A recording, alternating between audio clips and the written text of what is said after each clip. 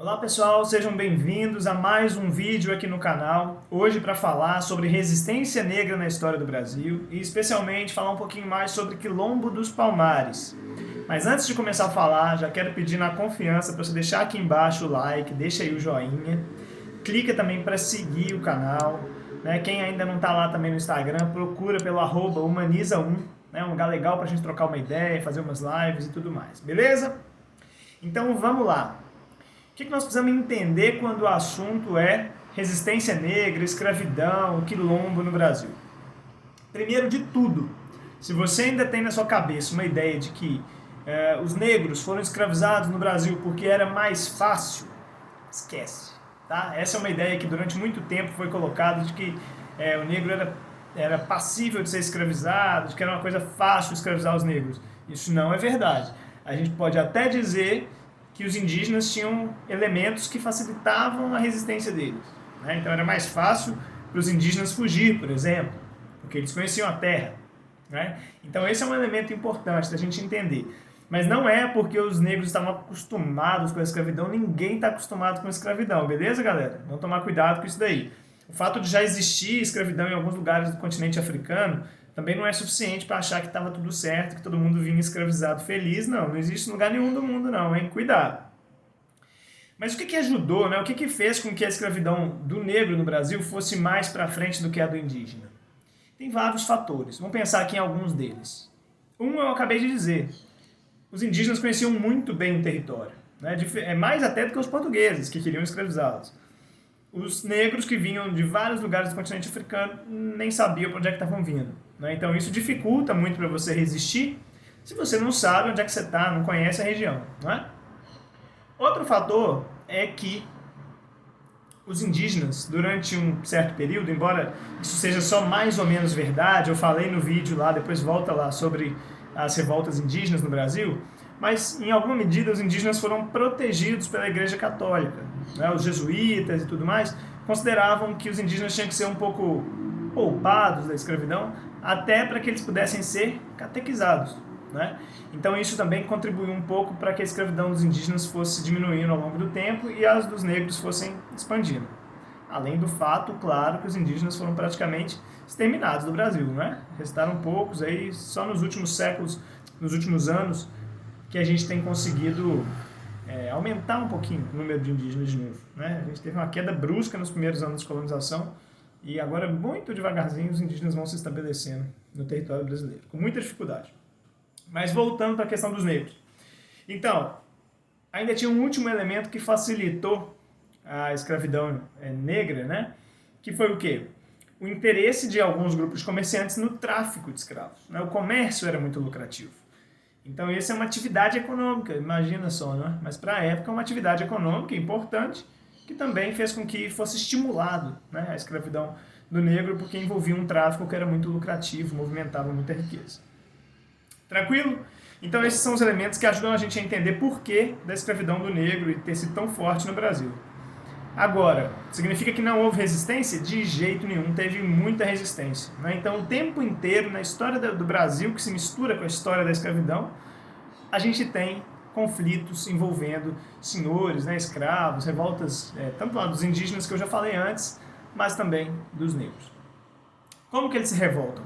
Das mais diferentes formas, não é? Existem revoltas que passam, por exemplo, por fazer o trabalho de forma mais lenta, prejudicar a produção, né? É uma forma inteligente, inclusive, de sabotar aquele que está te escravizando, né? Existem formas super violentas de ataque aos senhores mesmo, né? Assassinatos, revoltas, rebeliões dentro das próprias fazendas, especialmente onde se produzia a cana-de-açúcar, né? Então são formas diversas. Uma dessas formas, né, uma das maneiras que os escravizados, negros escravizados no Brasil, encontraram de resistir à escravidão foi por meio de fugas e da organização de quilombos. Então a gente precisa entender o que é um quilombo. Ora, um quilombo é exatamente um lugar, um agrupamento negro, né, de pessoas que fugiram e se reorganizaram ali em torno de um novo espaço, de um novo lugar. E ali, normalmente, eles reproduzem, retomam práticas culturais muito fortes que eles vivenciavam anteriormente no continente africano. Beleza? Então esses espaços vão surgindo, vários deles, né? O Brasil tem muitos quilombos por aí, desde lá de trás até hoje. Ainda existem, né, as chamadas comunidades quilombolas, os grupos quilombolas, que são oriundos desse momento, né, dessa resistência, dessa luta contra a escravidão e da reconstrução de espaços semelhantes àqueles encontrados no continente africano, aqui na colônia, aqui no Brasil.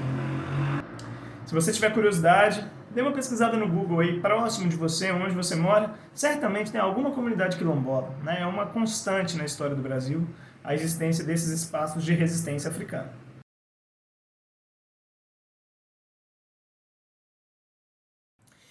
Exatamente por serem muitos os quilombos, né, espalhados por todos os lugares, é difícil a gente estudar todos, aliás, é impossível a gente estudar todos, mencionar todos aqui num vídeo, né? Não faz sentido, não seria proveitoso para o seu estudo pensar em vários quilombos. Provavelmente, o que pode aparecer aí na sua prova, né, nos seus estudos, aí, aquilo que você tem que estar mais fixado na cabeça? A história de um grande quilombo, o maior quilombo que durou por quase 100 anos na história do Brasil, que é o quilombo dos Palmares, né? Na verdade, Palmares era uma região em que agregavam, em que se juntavam vários quilombos. Não era apenas um quilombo, era uma confederação de quilombos. A junção de vários quilombos, né, com nomes bastante diferentes. Vou pegar aqui o nome de alguns deles para vocês verem, olha só.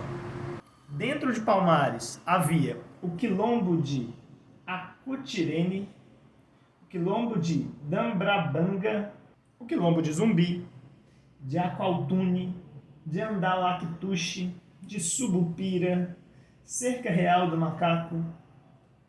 Pensa só. São uma série de quilombos reunidos ali em torno de um lugar, né? Então, quando a gente fala de Palmares, na verdade a gente está falando de uma série de quilombos. Onde que esses quilombos se reuniram, né? Onde é que estava esse Palmares? Na região onde hoje fica Alagoas, né? É claro que o mapa do Brasil à época era diferente, mas hoje é onde a gente vê lá o estado de Alagoas. Por que esse nome? Palmares? Exatamente pela característica física da vegetação da região. Não é? Muitas palmeiras, de onde se tirava o palmito e o alimento básico da comunidade ali.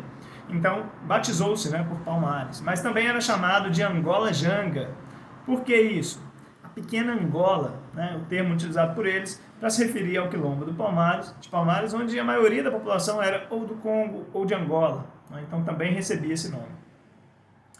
Esse quilombo, os registros indicam que ele surgiu no final do século XVI, por volta da década de 1590, finalzinho mesmo ali do século, e ele durou até o final do século XVII. Então é um quilombo, é uma região, né, ali, a Confederação dos Palmares, que durou cerca de 100 anos, talvez até mais, não se sabe exatamente, né? E chegou a ter uma população maior do que, por exemplo, a cidade do Rio de Janeiro, né, que era uma importante cidade. Então, a gente tem que ter a dimensão do tamanho que isso ganhou, né? E como é que se fazia para se sobreviver dentro de um quilombo? Esse ainda era muito grande, mas vários outros eram menores, isolados. Eles tinham que se adequar muito bem, tinham que conseguir parcerias com os povos vizinhos, às vezes com alguns fazendeiros. Vários escravos que não fugiram, né, que não foram compor os quilombos, se transformavam em aliado dentro das fazendas, passando informações, produtos e outras coisas que esses quilombos precisavam. Tantas outras vezes faziam saques, né, ou seja, de fazendas, de viajantes. Eles tinham que buscar formas para conseguir se manter numa sociedade escravocrata, violenta, buscando recursos, não é? A maior parte desses quilombos foi ao longo da história sendo combatido e destruído pelas forças oficiais, né, pelos colonizadores. E Palmares certamente foi um dos mais difíceis de serem vencidos, tanto pelo tamanho quanto pela organização. Os colonizadores conseguiram destruir Palmares depois de muitas tropas serem enviadas, né, muitas expedições para vencer Palmares. Mesmo assim, eles tentaram também forçar que os diferentes quilombos dentro de Palmares lutassem entre si, né, criassem divisões que foram fragilizando a estrutura de Palmares. Ao final, existe um bandeirante que se tornou famoso, né, em função de ter sido, digamos assim, aquele que destruiu Palmares. Né? Esse foi quase um herói durante um tempo aí de nossa história, mas sabemos bem que de herói não tem nada. Mas seu nome é Domingos Jorge Velho. Ele derrotou Palmares, provavelmente no ano de 1694, um ano importante então que põe fim aí à experiência de Palmares. Bom, pessoal, é isso. Então, se curtiu o vídeo, deixa o like aí se ainda não deixou. Clica para seguir o canal, clica no sininho para receber todas as novidades. Manda tanto aqui nos comentários do YouTube quanto lá no Instagram, @humaniza1, sugestão de tema, o que vai cair na sua próxima prova. Vamos fazer uma live, tirar dúvida, estou à disposição. É isso, um grande abraço e bons estudos!